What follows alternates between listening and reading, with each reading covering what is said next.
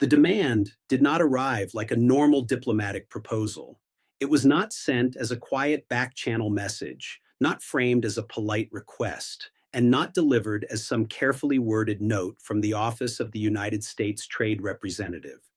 It arrived as a condition, a hard requirement, a kind of entry fee Washington placed at the door of any serious CUSMA renegotiation. The Trump administration had already moved with 25% tariffs on Canadian steel, aluminum, automobiles, and softwood lumber. But now it wanted something it had never formally demanded in writing before: guaranteed preferential long-term access to Canadian oil, not ordinary market access, not a commercial partnership. Control, the kind of contractually locked-in energy claim that would turn Canada's most valuable geopolitical asset from a freely traded resource into a permanent supply line running south, feeding American refineries on American terms under an American policy framework for the indefinite future. This was not presented as a negotiation. It was presented as a precondition. Pay the entry fee or the CUSMA door stays closed. And that demand landed on the desk of a former governor of the Bank of England, a former governor of the Bank of Canada, and a man who has spent 3 decades studying the architecture of leverage and the mechanics of coercion at the highest levels of global finance. It landed on Mark Carney's desk, and Carney shut the door. But before getting to Carney's full response, it is important to understand what this demand actually exposes about the structural desperation underneath Washington's aggressive posture. Hit subscribe, because the fallout from this is building fast and the clock is moving toward July 1st. Here is the part almost nobody is saying out loud. Here is the reality of this battlefield, without the emotion, without the noise, and without the political theater.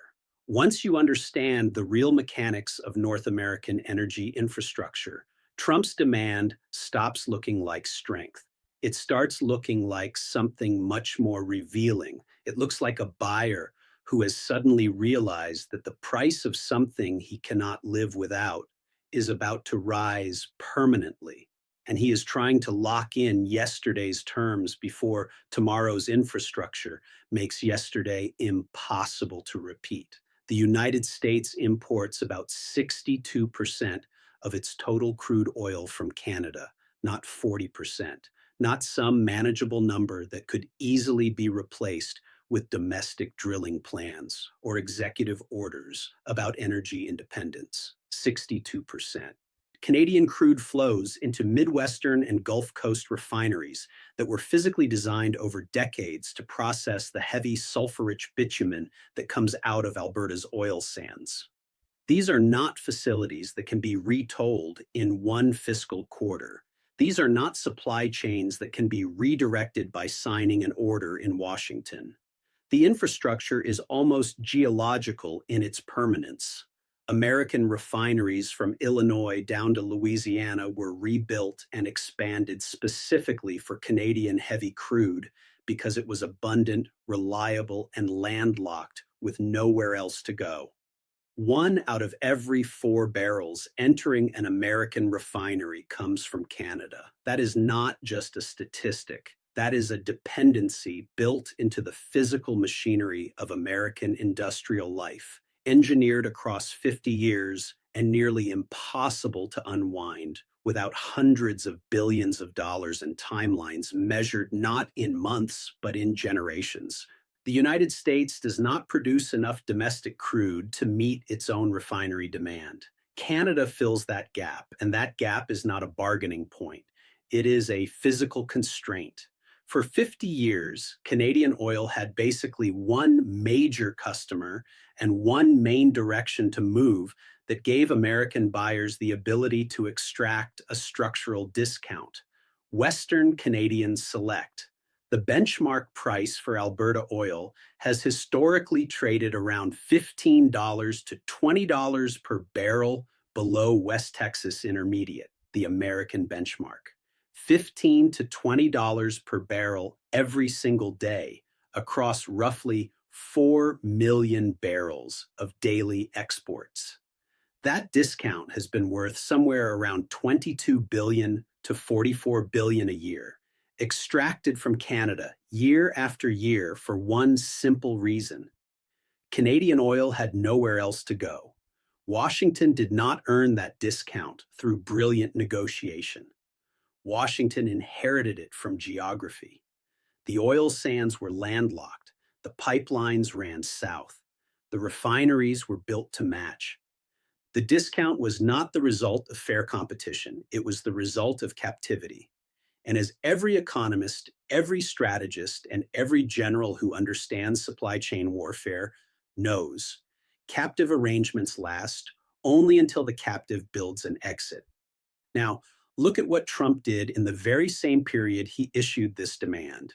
On April 30th, 2026, he signed a presidential permit authorizing the Bridger Pipeline expansion, a $2 billion project designed to move Canadian crude from the Montana border down through Wyoming, partly reviving the route of the canceled Keystone XL pipeline.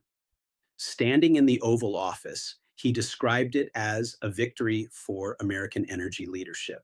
But in the colder language of supply chain architecture, what he was really doing was using American capital to build infrastructure that increases Canadian oil's access to American refineries. He was not reducing American dependence on Canadian oil.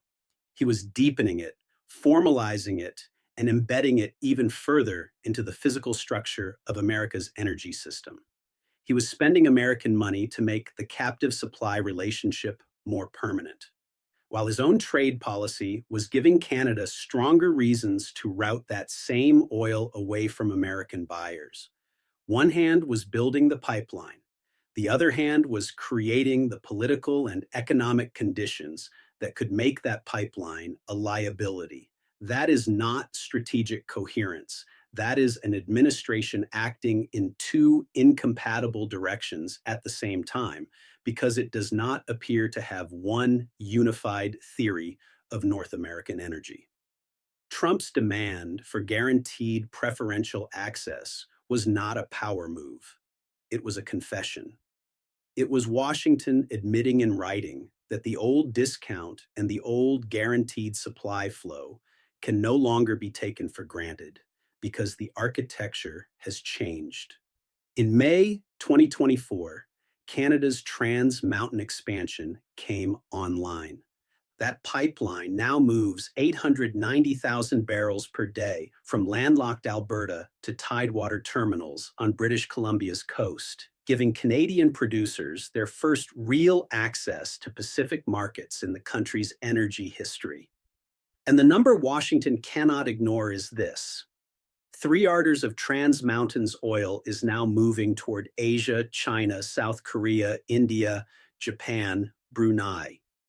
The Western Canadian Select discount, the structural penalty American buyers relied on for generations, has already narrowed from around $15 per barrel to just under $10.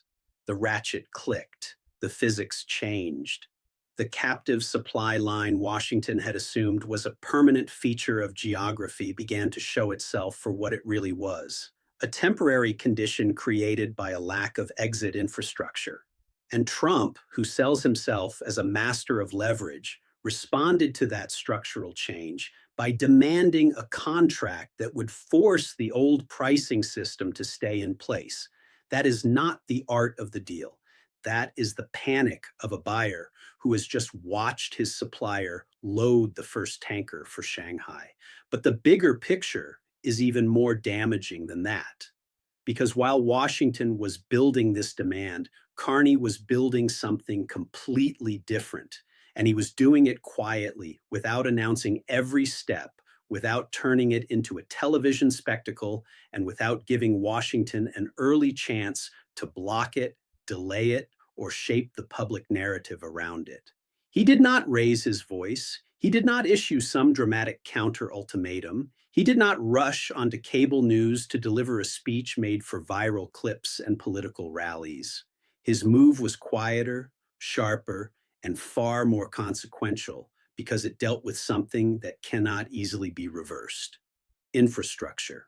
In November 2025, Carney sat down with Alberta Premier Danielle Smith, the same premier who had spent years clashing openly with Ottawa over energy policy, and signed a memorandum of understanding that laid the foundation for a new pipeline to Canada's Pacific coast, an Indigenous-led pipeline capable of moving 1 million barrels per day of Alberta crude toward Asian markets. 1 million barrels per day. That is not a simple diversification plan. That is Canada turning geography itself into leverage against the buyer that believed geography would always work in its favor. The federal government then moved the project toward designation as a national interest initiative. Alberta submitted its routing assessment with July 2026 as the target. The Carney government and the Smith government, two administrations that disagreed on nearly every major part of economic policy, suddenly found full alignment on the one structural question that mattered most: build the infrastructure that makes American coercion permanently unworkable. Then Carney went to Beijing. He signed a strategic energy and trade cooperation agreement with China, a document both governments described as the beginning of a new era in their bilateral relationship. China operates some of the most advanced heavy crude refineries in the world. Its refining system is built to handle exactly the kind of bitumen Alberta produces at scale. And China's energy demand is not just a short-term cycle. It is structural, driven by industrial growth and urbanization that will continue for decades, no matter what Washington decides to do with tariffs. At the G7 summit in Evian, Liban, France this month, as allied leaders, formally pledged to reduce dependence on vulnerable energy shipping routes. Carney announced that another expansion of Trans Mountain's capacity would move forward. The capital is now being deployed. The framework is in place. The infrastructure is accelerating across several fronts at once. And each front reduces the share of Canadian oil that moves only toward the United States. Each front makes Trump's demand on the CUSMA table look more unrealistic than it did the day before. When journalists asked Carney directly whether Canada would use its energy sector as leverage in CUSMA negotiations, his answer was cold, precise, and devastating in the way only calm indifference can be. Canada, he said, honors its contracts. Canada does not negotiate under duress. Then he delivered the 7 words that should be remembered in every energy negotiation anywhere in the world.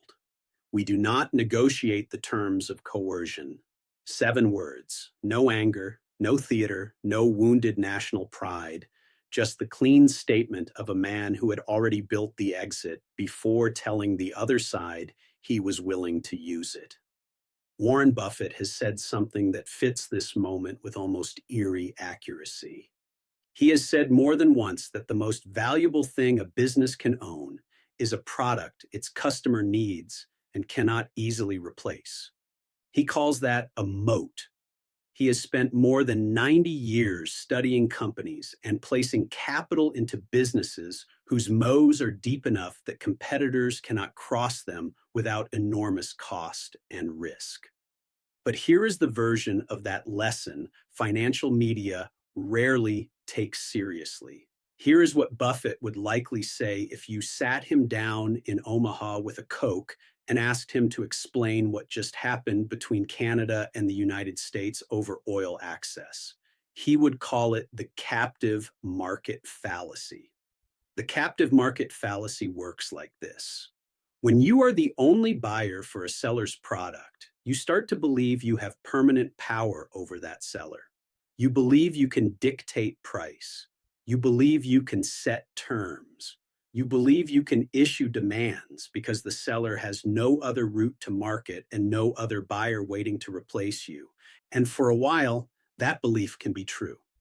A captive supplier accepts the price you are willing to pay because walking away means losing their only revenue stream.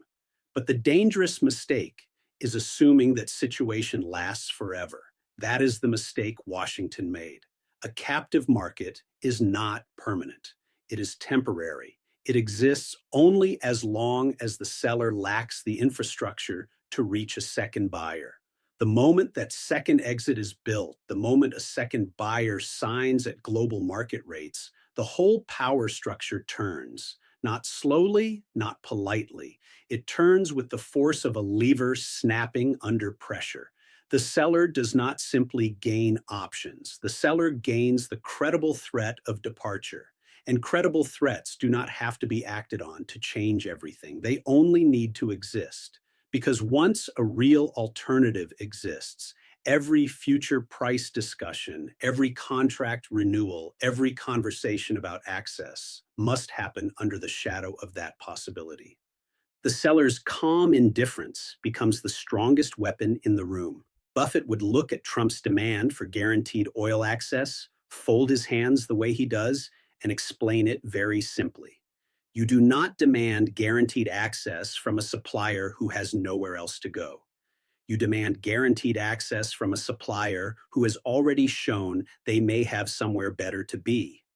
The demand itself is the signal that the leverage has shifted. The demand is the tell, and the data behind that tell is now appearing in market instruments that cannot be controlled by press conferences, political slogans, or tariff threats.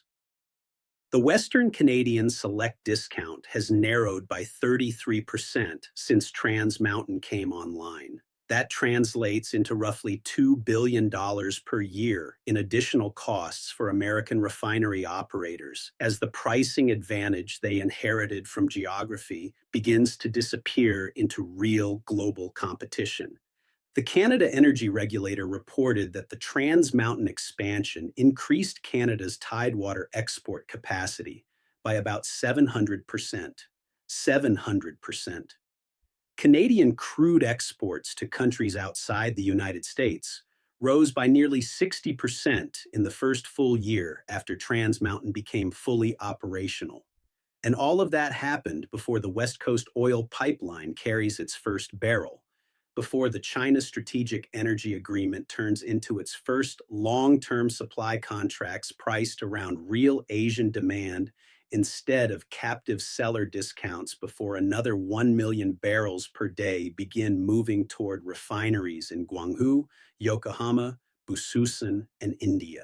The political fallout inside Washington is now piling on top of the economic damage, and the numbers are beginning to reach the Republican leaders in the exact states that matter most to their electoral map. Wisconsin, Michigan, Ohio, Indiana. These are the states where energy and manufacturing supply chains are deeply tied to Canadian inputs, and they are also the states most exposed when oil costs keep rising.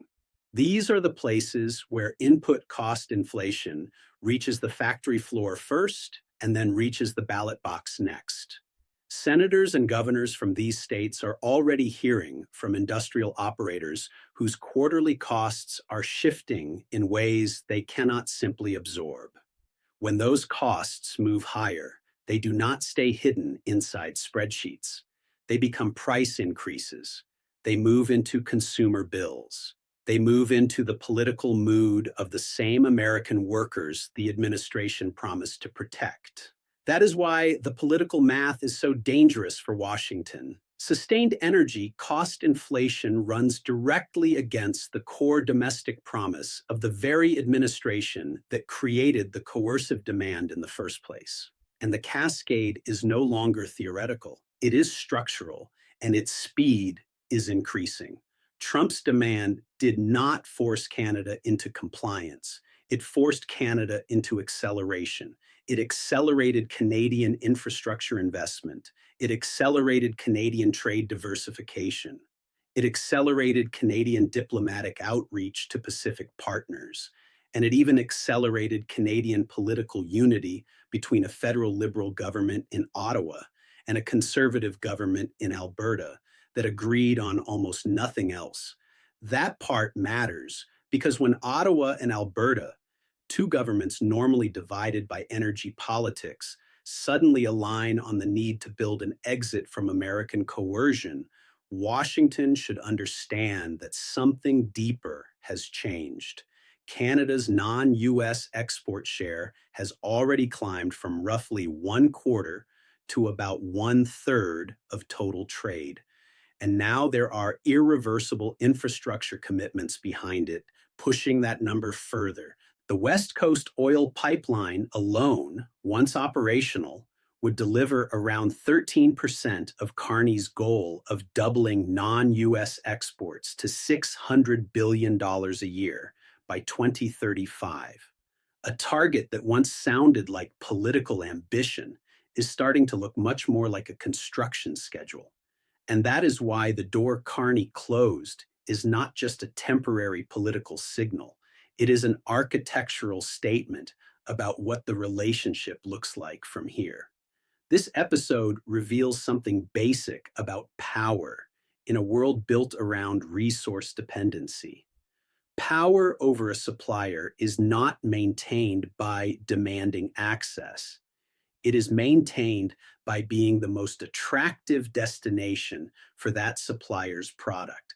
For 50 years, the United States was the most attractive destination for Canadian oil because, in practical terms, it was the only destination Canadian export infrastructure could reach. But once Canadian infrastructure reached a second destination, attractiveness had to be earned. It had to be competed for. And competing for it requires a completely different language.